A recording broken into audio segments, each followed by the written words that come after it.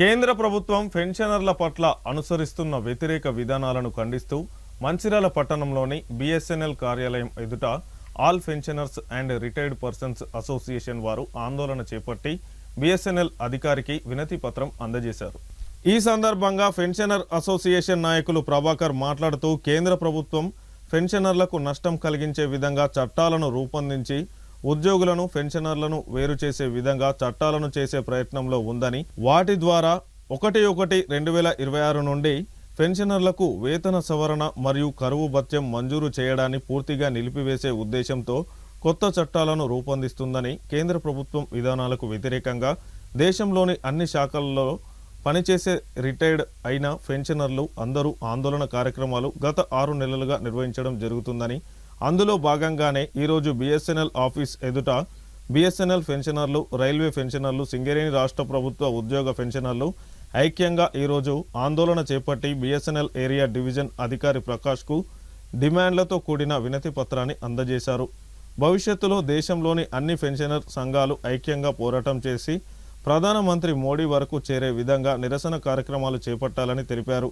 ఈ కార్యక్రమంలో BSNL, railway, Singareni రాష్ట్ర ప్రభుత్వ పెన్షనర్లు పాల్గొన్నారు. సమస్యలను పరిష్కరించడానికి కేంద్ర ప్రభుత్వ విధానాలకు వ్యతిరేకంగా ధర్నా చేపట్టడం జరిగింది. దాంట్లో 2025 ఫైనాన్స్ యాక్ట్ లోపల కొన్ని నిబంధనలను పాస్ చేసిండ్రు. దానివల్ల పెన్షనర్ల భవిష్యత్తు చాలా అగమ్యగోచరంగా ఉన్నది. దానివల్ల పెన్షన్ రూల్స్ ఏ టైంలోనైనా అమెండ్ చేసుకునే అధికారం కేంద్ర ప్రభుత్వానికి వస్తుంది.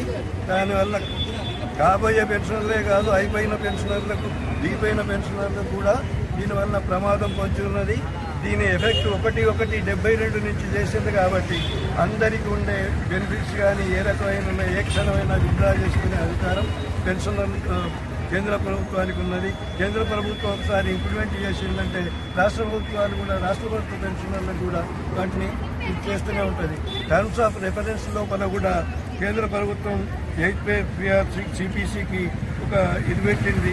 Unfunded cost of non contributory pension scheme దాని మీద రిపోర్ట్ ఇవ్వాల్సిందిగా కోరింది. అన్ఫండెడ్ అంటే ప్రభుత్వం లోపల పనిచేసే ఉద్యోగులకు ఫండింగ్ ఉండదు అంటే వీళ్ళ కాస్ట్ ఎంత అవుతున్నది అన్న దాని మీద ఆలోచించి ఆ సిపిసి లోపల ఏ రకమైన నిర్ణయాలు తీసుకోవడంలో కేంద్ర ప్రభుత్వం ఆధీనంలో ఉంటుంది. కాబట్టి పెన్షన్ల భవిష్యత్తు చాలా భయంకరంగా ఉన్నదని తెలియజేస్తూ ఇక ముందు పెన్షనర్లు ఐక్యంగా ఉండి దీనికి వ్యతిరేకంగా పోరాడాలని మేము మా సంఘం తీవ్రంగా పెన్షనర్ల